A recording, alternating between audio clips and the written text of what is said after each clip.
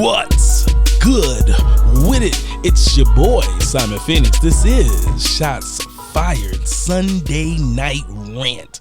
What up? So, right back in the saddle. Sunday night. Bunch of stuff to gripe about as usual. Most of them are extremely petty. I'm just going to keep it 100 with y'all. So where do we begin? Well, first, I guess my first gripe of the evening is griping at myself. I can't believe that I did not put more energy into. We have been doing this right here, this show for over a year. Started back in January the 3rd, 2020. We were doing Shots Fired. We'd have been here a whole year. I salute that right there, baby. It is a beautiful thing. And there has been some bumps and bruises along the way. It's been some computer issues that we're still having. But we have been grinding it out. And the beautiful thing about it is when you build something from the bottom up and you're the boss and you can take accountability, you know, that's our favorite word on the show. It's accountability for the good and the bad. The best thing about it is when it does go right, you know, when you can look back and let the glow of the accolades hit you in the face. That's a beautiful thing too, because you know you did the work. You know you wasn't a dude on the bench that got a ring. Because you was on the team. You know that you did some work. You was in the trenches. So I find it to be humbling that I made it a year. I want to see what the next year holds. I'm, as I say all the time, extremely grateful for all the people that help contribute with the show, whether that's my man Chucky Porter, whether that's my man Mo Better for coming to the show, whether that's my people that jump in my inbox and shoot me questions and messages. I'm just grateful and thankful that you guys get to go along on this ride of me getting to do my dream. And there you go. The magical sound of my phone fucking up a show. Always. Can't help myself. Anyway, besides that right there, and never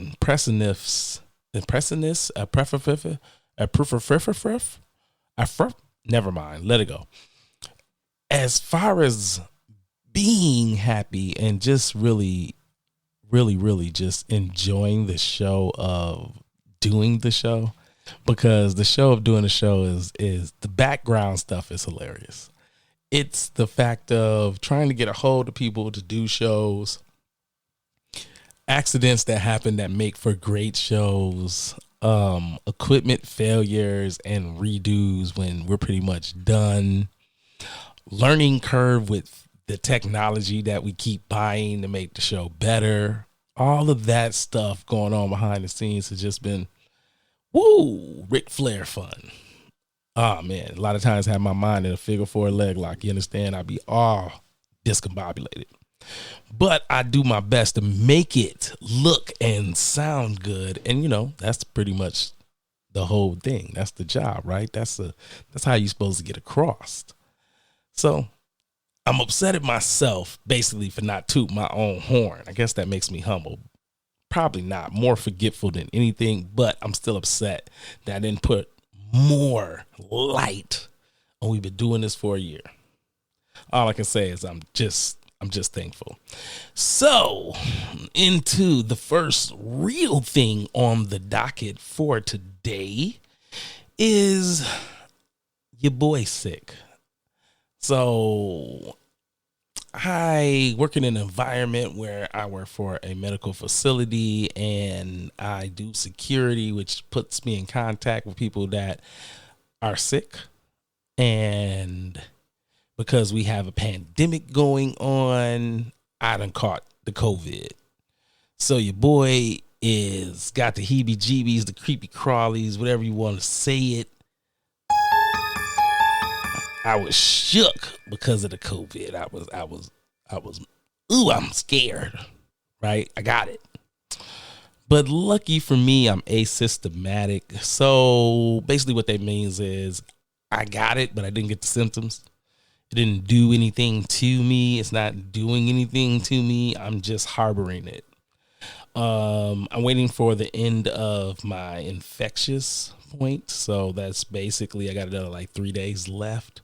Before then, I shouldn't be infectious to others. The scariest thing was I have children. I be in, for lack of a better word, other people's faces. So I had to call and check and make sure people were okay. And I know staff members were getting checked that were around me. Whoopsie. Sorry about that. My thumb is big. So anyway, I went through all of that, and let's just say that this as a journey has been interesting. So because I'm not like physically getting my ass kicked, that means I'm just in the house. So being just in the house, being paid to be here is cool. Day one. Like that first day is gravy, baby. Like they send you home, you on your lazy person, you done took a nap, had you a good meal, you like, yeah, I'm chilling. And if you somebody like me, you was like, ooh, gonna have me a little drinky drink, watch me a movie. It's gonna be lovely, baby. Day 3 of not really being able to talk to anybody except on the phone, which you don't want to call and tell people you got COVID because you don't want to make them call you a billion times to talk to you about nothing because you ain't sick. See, that's the difference. If you were sick, you would want the phone calls because you're like, ooh, I want you to care about me. When you're not sick, you like, I just want you to like kind of check in, but I don't need everybody to call and check in because I feel fine. I know by the 4th call of the day, I'm be annoyed. I know y'all know where I'm at with this. I know you know what I'm talking about. And so I'm like, I don't want that. Oh, God. Out of all the things to go on, I do not need everyone I know calling me because I got enough coworkers calling and checking to see how I'm doing. And I just don't want the rest. I'm good on that. I'm straight. So that being said, I didn't really say a lot to anybody. Now it's Sunday and I got like basically a week left. I figured I'd tell the world all at one time. And I know somebody's going to be mad because I didn't call them or tell them, but nobody wants you to be worried about them when there's nothing to worry about. Now, don't get me wrong. I mean, tomorrow I could wake up definitely ill, chest full of phlegm, coughing up my life, needing blood, whatever. But I'm always one of those people that I'm extremely optimistic, and I'm also on that line of if it happened, it happened. I can't worry about that. I can worry about you, but worrying about my well-being on that level is just a waste of my energy when it comes to things of that nature. Like, I'm not going to worry myself to death if my body is failing me on top of that. That's just not a good combination and not one that I would like to be a part of. So I'm not going. But you know, a situation like this will have you stressed out for the people that are around you. And I don't want to add that stress to myself by worrying about my friends and family, worrying about me. Y'all know how I go. But I will say that everybody that I had came into physical contact, meaning I hugged their ass, they all checked out to be safe as of right now. So, you know, we're pretty good on that front. So I'm pretty relaxed at the moment. I don't really have that feeling of being stressed out over the fact of, damn, I got people sick. Because just it's not affecting me physically doesn't mean that the next person can't get it. And then I send them to the hospital. And I don't want that on my conscience. I got enough dirt on my conscience. I don't need to add no more.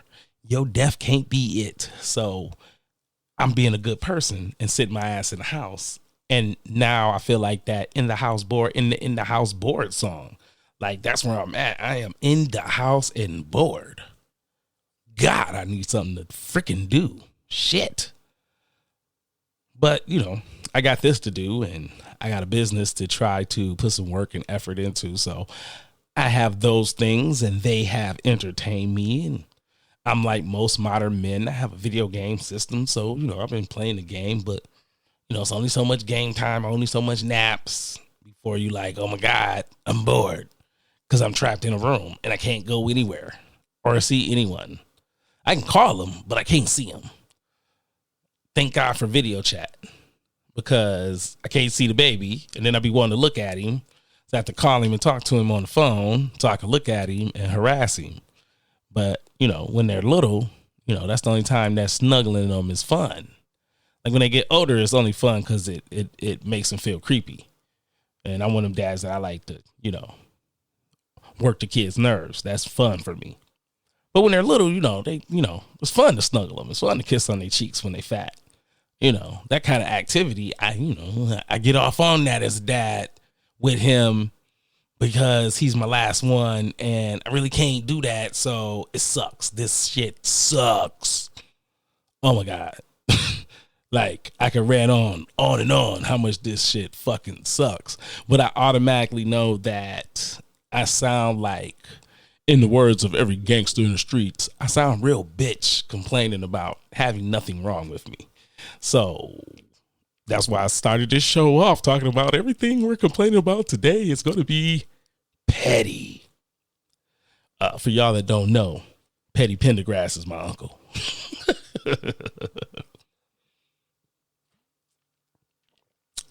So how about, all right, that deep hot breath was, I'm telling y'all, that Crown Royal is something different. It was hot.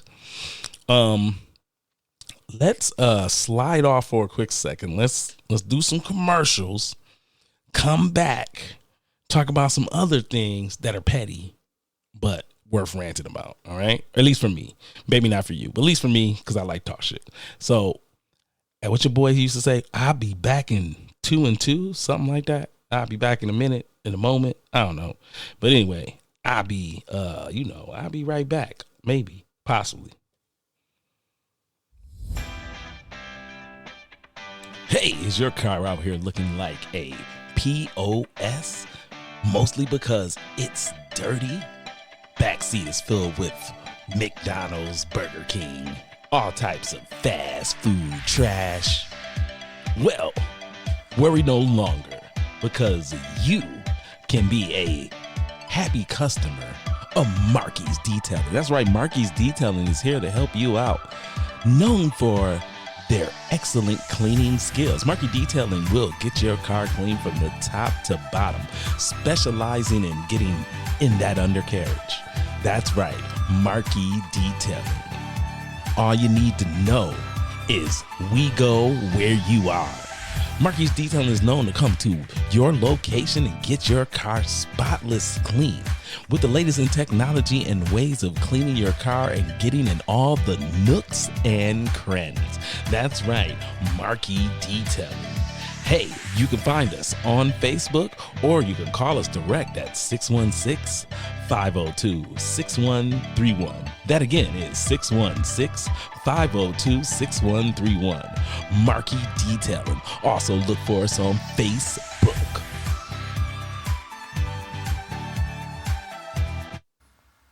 Yeah, you know what it is. Shots Fired Podcast popping. Johnny Ray Ray's security team. That's right, the legendary Johnny Ray Ray security team has a service or a plan for you, for your home, for your business, for your auto or boats. That's right, you can get a one-on-one personal security officer to take care of everything you need to protect you from any and all threats. If you need more, we can bring and provide a team of well-trained superstars made by Johnny Ray Ray himself. And don't forget our special deal. Right now, you can get our baby mama protection plan. This includes protection from your home, protection for your business, and protection for your personal well-being. Johnny Ray Ray Security Team. Better be protected. Brought to you by Mindbender Incorporated in association with Ashy Radio. Welcome back to Shots Fired with Simon Phoenix. So, as we continue on the petty train tonight, Facebook Lions fans, Detroit Lions to be specific, were upset over the fact that everyone's favorite high-paid quarterback that has not won anything is leaving. So Matthew Stafford is getting ready to look for greener pastures. And there are people on two sides of the street, as there always is. One side saying, man, we need to keep him. He is a strong B-plus quarterback. It will be hard to replace him. And on the other end, you have people to be like, we are giving him too much money. That's why he got to go. And then there's the people like me. The Detroit Lions will continue to be a team that does horrible. Why? Because they are known to squander picks, personnel, coaching. This is what they do. I've been a Lion fan ever since I was a small child. The Lions had arguably the greatest running back in history and never got past the third round. The Lions have had numerous number one picks. None of them have panned out except for a select few. The Lions as a team has been on the bad end of the street, the worst of the worst. And as a true blue, silver running through my veins guy, I can tell you that until someone who loves football is at the top of the food chain with the Lions organization, they will continue to suck. It doesn't matter if you have Matthew Stafford. It don't matter if Brett Favre made a clone of himself from 93 and you put him on that team. They're going to find a way to suck because the top of the tree don't care. That's just my opinion. And there's a lot of people to back me up on that. It just seems to be that upper management will always find a way to screw it up. You will get close. You will have teams that need just a couple more pieces and they will make it implode. It's what they do over there. So as far as I'm concerned, man, the Lions gonna suck, man. It just is what it is. Just is what it is. Now, when it comes to the Pistons, there's always greater hope, but who knows when that shit will right. That's why I don't cover sports on this show. Strictly because I don't want to sit around and bitch and moan about the Detroit teams and how much they suck. It would be a sad show. I would just play sad music the whole show. The whole show would be Keith Sweat. And if you don't know who Keith Sweat is, the equivalent is Barry Manilow. The whole damn show. That should be the background music. They call that the underlay music. That should be going on in the background. It's why me, baby? Why the Lions lose every week? Why me, baby? Why the Lions can't get a win, baby? What the hell should be playing in the background when you're a Lions fan? It just sucks. So, oh my God, I just try to hope for the best. That's all Lions fans be on. I just be hoping for the best. That's all I want, man. I just oh my God. like Lions fans the whole time are really just like watching a Lions game. This is a sound effect that should always be heard. Oh my God. Because that's what they be doing. They be messing up so frequently that's what you be doing at the house. Is that right there. Oh my God. Because they suck. All right. What is next on the docket? Oh, so I read a post by one of my favorite DJs, DJ Ill One. Put a post up. Post was talking about cats out here think their lyrics is more important than the engineer. I've waited for my show to jump on that one. I'm going to say this, right? You damn right he telling the truth. Hey man, a good engineer will have your non-rapping, offbeat ass vocabulary of a 12-year-old sound like something.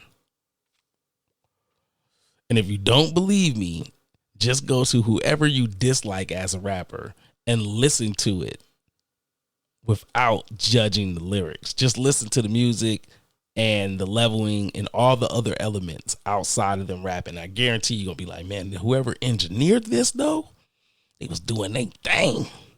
Because he's garbage. And it still sound good.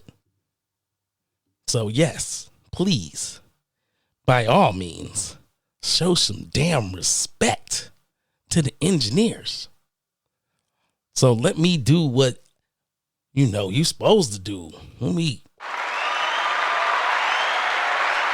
I've been fortunate enough to have some great engineers touch my music. I've been fortunate enough to be around some great engineers. So please show the engineers some love, artists. Don't be thinking that you and your hot lyrics is what's going to make you pop. It's a team effort. You need good beats, good lyrics, and a good engineer. And then we'll add the other elements such as good promotion. But without those first three, it's a hit or miss. So you need that, right? You want that good sound, that great quality. You want somebody to know how to make it sound warm or make it sound cold or make it sound, you want that. Without those elements in play, you sound bland. It just is what it is. You're going to sound bland. So, yes, Kamal, DJ Ill One. Salute to the God. Appreciate that. Nothing but love. I hate when he's right, though, because I be wanting to argue with him. But, when he right, he right. That's why I told you. That's my version of Premier. That dude always on point. Trying to think if there's anything left to really gripe about this week. Well, I did have something that was brung to my attention, right? So I said I was going to go through and answer like a question a week on the rant if someone had a question that they want to answer or they wanted me to talk about my view of something. So it was brung to my attention that The Bachelor has a black bachelor. He's supposed to be the first black guy, even though he's biracial. It's an argument for another day. I ain't getting into it. But for sake of argument, he's the first black guy. And the uproar is what the uproar always is going to be about. Is he going to pick a white lady? That's the argument. So here's my thing. And the more I thought about it, the very interesting it gets for me, because in a lot of ways it shouldn't matter, right? Like if you believe in love, then you say love trumps everything, because that allows for everything that within a society that we have right now, this society, love is why we supposed to do a lot of stuff. Love's supposed to allow you to date who you want to date, whether they're male or female. That's what love is supposed to be about. So race would be a really minute conversation if we are arguing about sex being part of the conversation as well. Like if people are allowed to date the same person and we're not supposed to feel some kind of way, then y'all definitely should shut the hell up about him being brown dating somebody that's beige. Like that shouldn't mean shit no more. I mean, I know that's hurtful for a lot of people, but that really should mean shit. Now, I do understand that anytime you place yourself in this arena, because it's an arena, it's a show, it's a spectacle, right? People are going to watch you date someone. So, who knows how real this is? And there's always been speculations that this has been scripted. So there's those arguments, and as usual, the more you unpack this shit, the deeper it gets. But as a whole, don't we got bigger shit to worry about than if a brown guy is dating a beige chick? Like, really? Like, damn. We complain about all this major shit, but Y'all still find time to bitch about this? This made your radar? You just got done being scared to death about the crazy president that y'all said was crazy. And the other half people said he wasn't crazy. We just went through all of that. But this week, we need to bitch and moan because the brown bachelor is going to pick the beige person. Get the fuck out of here with this stupid shit. Like, literally, can we not do this right now? Can we please, excuse me, cracking my knuckles because I'm stressed out about goofy stuff we be talking about because it be goofy. Like, we wasting our energy. Talk about goofy stuff. So, I mean, I would hope that that's not going to be the issue. I would hope that we're going to be more adult about it. Hopefully, we're rooting for him to find love and not worried about the vessel that is the person he picks is in. So, I hope that's what we're doing, you know. But I understand his dilemma, right? He's biracial. His mom's white, his dad's black. He grew up with his mom. So, you know, I can see his dilemma, especially if he's unaware until now that Black America feels some kind of way from a public view of not getting to see black love, especially black girls, because that's what they want to see is high level black men date themselves, right? You at least want to root for your sister. So I get it on all sides. But if y'all make this into something over this season, then we know that we have not gotten past being clowns. That's just my 2 cents, right? That's my patty. Like I said, because do we really care that the brown guy is dating the beige chick? I mean, do you? While you sit at home and then flip channels and later on you watching a beige guy date a blue chick. You know what I mean? Like, we've seen interracial dating enough to know people do it. It shouldn't mean anything. It's 2021. You watch it all day. You see it all the time. You should not be shocked. And if you're intelligent, you know that there's several ways a person can get there. There's some people who just inherently don't see color because they just see the sex of the person, and that's enough. They're like, yeah, I know they're beige, but I like men's. He got curly hair and blue eyes, and I want some of that. People have done that for eternity, so I'm not in shock. And then there's other people that say, oh, I just like that type. Like, you like a type of car. Some of y'all is running around in SUVs, and people that's, you know, muscular, strong, built, football playing ass dudes. Your preference is your preference. So I find it funny, you know. I hope that this doesn't become a gripe. But to answer your question, because I kind of was a rant, definitely would say it was a rant, that I hope that we don't get to that.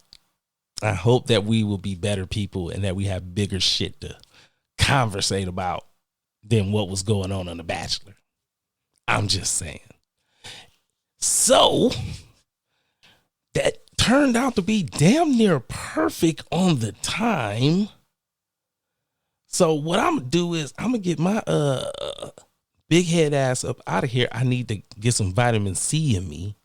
Make sure I stay healthy. You know, I will be back at it Thursday.